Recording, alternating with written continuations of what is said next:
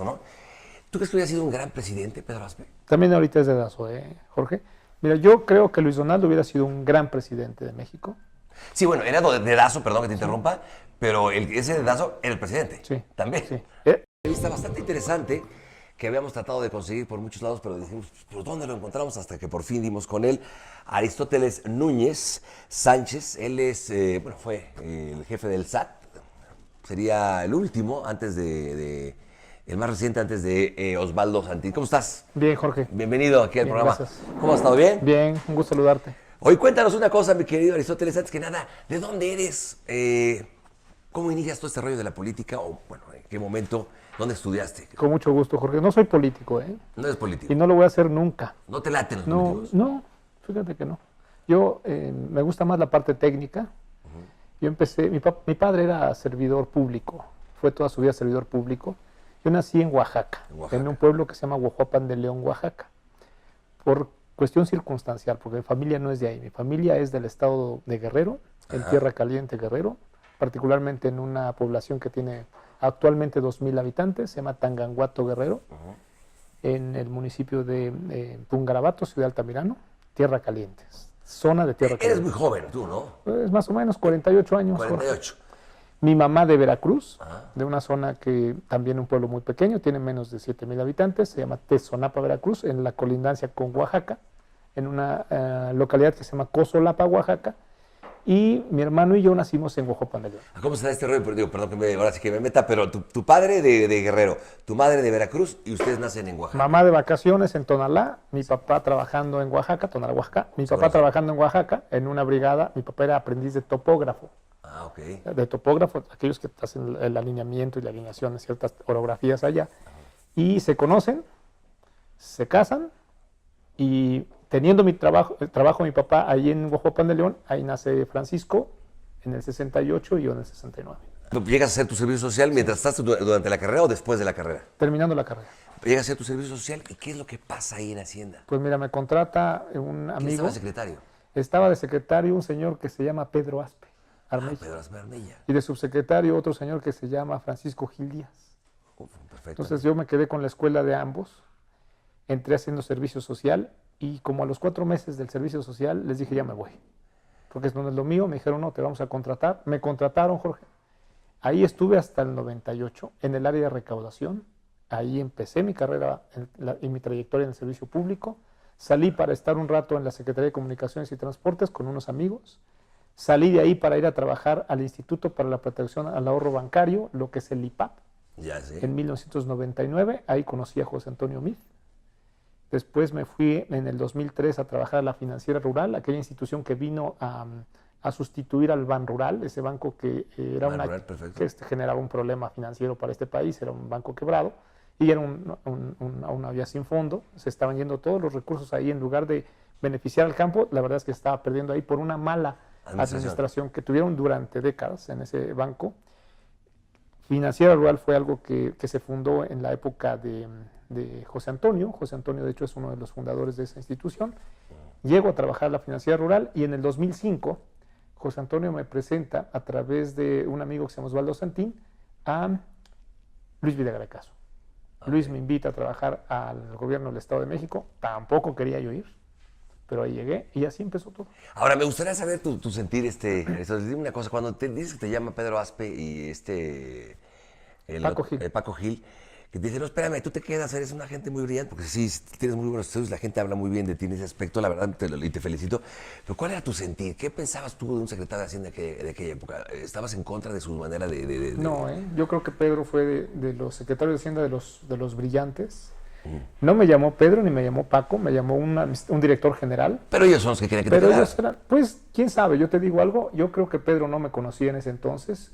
El licenciado Francisco Gil Díaz sí, yo tuve un par de acuerdos donde íbamos varios, en un acuerdo que se hacía a las 7 de la mañana en la casona ahí en el edificio Hidalgo 77.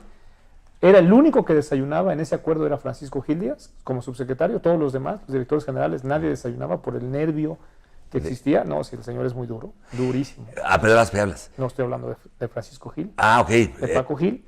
Y él, yo creo que él sí me ubica desde esa época y me piden que me quede, empiezo yo a crecer profesionalmente ahí empieza mi trayectoria y la verdad es que ahora, te lo tengo que decir, después de 26 años que estuve en el servicio público, para mí fue muy satisfactorio. Ahora te quiero preguntar una cosa. Yo en aquella época, lo tengo que decir, yo lo viví Eres un muy niño. no, lo viví muy de cerca. Yo andaba con la hija del presidente Salinas en aquella época. Y bueno, yo conocía y la gran relación que llevaba con Pedro Aspe, que era el secretario de Hacienda, y él, bueno, mi exnovia en aquel entonces estudiaba en el ITAM, Sí. y él daba clases en el Sí. ITAM, de hecho. Sí. ¿Tú crees, mi pregunta es, ¿tú crees que en caso de que el secretario Salinas no hubiera nombrado, perdón, el expresidente Salinas no hubiera nombrado a Luis Donaldo Colosio como el candidato, bueno, porque él entonces sí era, no tenemos que decir, era el dedazo, ¿no? ¿Tú crees que hubiera sido un gran presidente, Pedro Aspe? También ahorita es dedazo, Jorge. Mira, yo creo que Luis Donaldo hubiera sido un gran presidente de México. Sí, bueno, era dedazo, perdón que te interrumpa, pero ese dedazo era el presidente. Sí. También. Sí. El que definía al presidente era el siguiente presidente, es correcto. Si hubiera sido un gran presidente, hubiera tenido muchos problemas, porque yo creo, por la información que tengo de personas que estuvieron muy cerca de Luis Donaldo quería romper con el sistema. Sí, Y tenía, de hecho hay Luis Donaldo tenía doble agenda. Una en la que efectivamente encontró una simbiosis y una química con una base militante fiel del partido, que hoy existe esa base. Hay una militancia fiel, muy importante, muy noble, muy trabajadora, que hoy representa el alma de ese partido, del PRI. Y entre Luis Donaldo y esa base hubo una simbiosis y una química muy impresionante. Lo que Luis Donaldo no tenía ya una química, y eso me lo dicen las personas que estuvieron muy cerca de él, era con la cúpula del partido. Con la parte Y con eso ya quería romper Luis Donaldo, y era un tema de tiempo. Desafortunadamente pues, terminó pues asesinado y no se logró. Yo creo que Pedro Aspe también hubiera sido un gran presidente. Cada pero quien no con lo su pudo estilo. nombrar el No. expresidente Salinas por el Había un sistema, impedimento constitucional. y solamente podía Arana, ¿te acuerdas? Sí. Y el otro era Cedillo. Sí. Y entonces yo creo que ahí fue una decisión. Era el presidente del partido, Ortiz Arana, y era el coordinador de campaña, Ernesto Cedillo Ponce. Eran los únicos con los que podía. Sí. A menos de que modificar la Constitución, que estaba bastante... Que lo pudo haber hecho, ¿eh? Sí. En este país se puede hacer todo. Se podía. Ahorita Bueno, ya. dime una cosa, Aristóteles, tú fuiste un servidor público bastante, de alguna manera, respetado, y ahora haces otras cosas en la iniciativa privada. Si te llamaran para formar parte de ahora sí que del gabinete del próximo presidente, el que sea, ¿regresarías? No, Jorge. ¿Por qué? Mira, yo ya le dediqué un tercio de mi vida al servicio público. ¿Pero acabas decepcionado? No, yo creo que se hicieron muchas cosas. Tuve una etapa muy interesante y muy bonita de mi vida prestando servicio a los ciudadanos, tratando de hacer las cosas lo mejor posible, con una pulcritud, pero también tengo que decirlo, el servicio público suele ser ingrato. Ahora, dime una cosa, con toda honestidad, te lo tengo que preguntar. ¿Tú crees que no pagaban porque había, ahora sí que el clásico compadrazgo, amigazgo con gente de arriba y por eso no pagaban? No. Y la otra que te quiero hacer, de repente te bloqueaban o tenías línea de arriba que decía, oye, con esta empresa no te metas. Mira, el tema es muy técnico, Jorge. Muy pocos lo conocen y muy pocos conocen perfectamente las disposiciones o los dispositivos que están en la ley. Yo creo que si esa institución se cuida y las personas que conocen las disposiciones fiscales los dejas actuar con la libertad, va a ir creciendo la recaudación en adelante. No tuve ninguna consigna, ni tampoco tuve ninguna intervención de mis superiores, en este caso yo podría mencionar a dos, que es el secretario de Hacienda y en su caso el presidente de la República, para que actuara o para que dejara de actuar en un procedimiento, en ninguno. ¿Qué es lo que hicimos? Asociaciones religiosas, clubes de golf, agentes aduanales, contadores públicos, ministros de culto, empresas grandes, los que estaban en la informalidad, parejito, todos tienen que cumplir. Y eso fue lo que se hizo. Oye, aquí hay algunas preguntas que nos hace, por ejemplo, el público. De repente dice, la sociedad informada está reaccionando sobre los actos de corrupción e impunidad y alza la voz y reclama. Y está hasta la madre, te tengo que decir, perdón por la palabra. ¿Puede esperar mejores gobiernos, tú crees, la sociedad? Mira, tiene razón la sociedad. Yo quiero apuntar dos cosas ahí, Jorge. No puede esperar mejores gobiernos.